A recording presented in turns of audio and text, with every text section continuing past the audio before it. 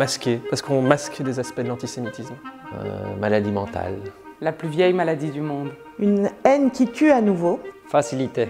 On a quand même beaucoup de témoignages de familles juives qui ont leur môme dans des écoles multiculturelles et qui se retrouvent parfois acculés à cause de cette partie de leur identité.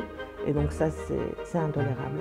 Et en plus, ce qui s'ajoute à cela, c'est un phénomène d'invisibilisation, c'est-à-dire que l'antisémitisme est bien réel, il existe, mais on voit que toute une série d'acteurs associatifs et politiques ont tendance soit à le nier, soit à le minimiser, alors que les Juifs le vivent concrètement et réellement.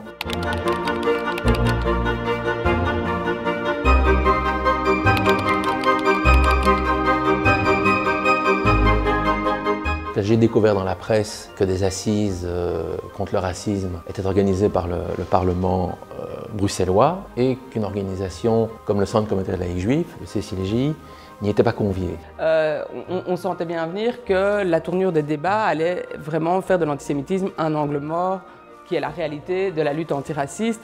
Et donc, ce n'était pas juste une question de se dire que l'antisémitisme n'était pas nommé, c'était aussi de se dire il n'est pas nommé parce qu'en réalité, la lutte antiraciste, c'est pas très bien comment le faire, le prendre en main, et finalement, on ne rentre pas dans les cases opprimés, oppresseurs, et donc on efface du titre, mais on efface tout court l'antisémitisme de la réflexion de la lutte antiraciste.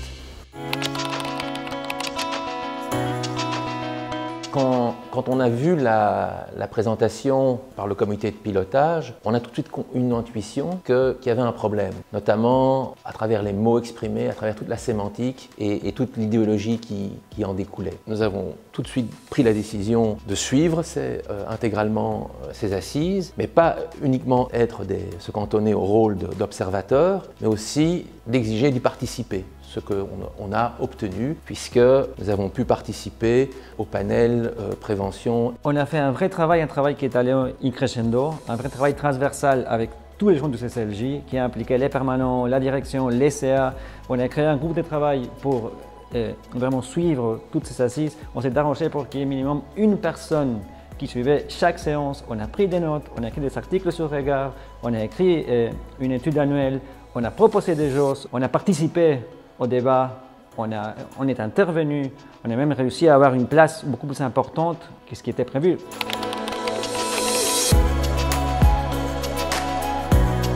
Pour ma part, en 10 mois, mes premiers constats de terrain en matière d'antisémitisme sont là.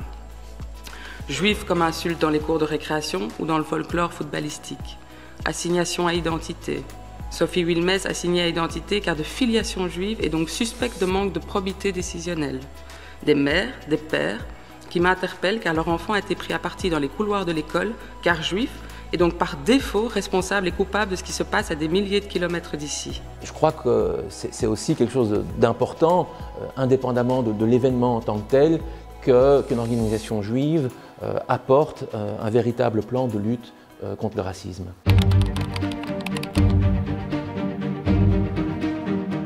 C'est d'abord travailler sur la déconstruction des stéréotypes et des préjugés, quels qu'ils soient antisémites, racistes, xénophobes. Ça, c'est un travail qu'on fait au quotidien. Et c'est quoi être juif? Et donc, du coup, on s'est rendu compte qu'il fallait expliquer ce que c'était, mais qu'il fallait expliquer en déconstruisant la représentation qu'ils en avaient. Dans les classes, on est quand même régulièrement confronté aux juifs sont riches, veulent contrôler le monde, ils contrôlent tout, et là.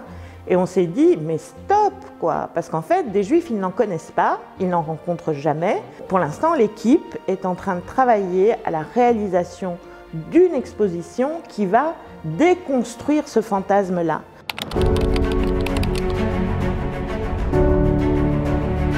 Concernant la lutte contre le racisme, une méthode qui a fait ses preuves auprès de plus de 30 000 jeunes, le programme La haine, je dis non, permettre à nos enfants, à nos jeunes de s'approprier leur histoire, d'explorer et d'appréhender leur identité plurielle, favoriser la rencontre, l'écoute, l'empathie, le dialogue, redoutable moyen pour déconstruire la peur de l'autre. Concernant la lutte contre l'antisémitisme, un plan d'action qui se construira ensemble dans un temps long, à travers un travail de sensibilisation et de prévention, visant à déconstruire au quotidien les préjugés et à donner à voir la diversité du monde juifs.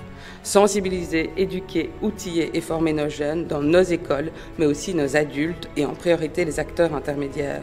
Ce qu'il faut arriver à faire aujourd'hui, c'est à dépasser les peurs des uns et des autres qui se cristallisent soit sur une identité, soit sur une origine, soit sur une croyance. Ce qui m'a, moi, interpellée et qui m'a donné envie de me mobiliser, c'est le fait que l'antisémitisme n'était pas intégré dans l'appellation, mais ni dans le cadre des débats, et que je ressentais à la fois beaucoup de colère et d'indignation au sein de la communauté juive, mais en même temps une sorte de fait de résignation, et c'est comme ça, c'est comme ça.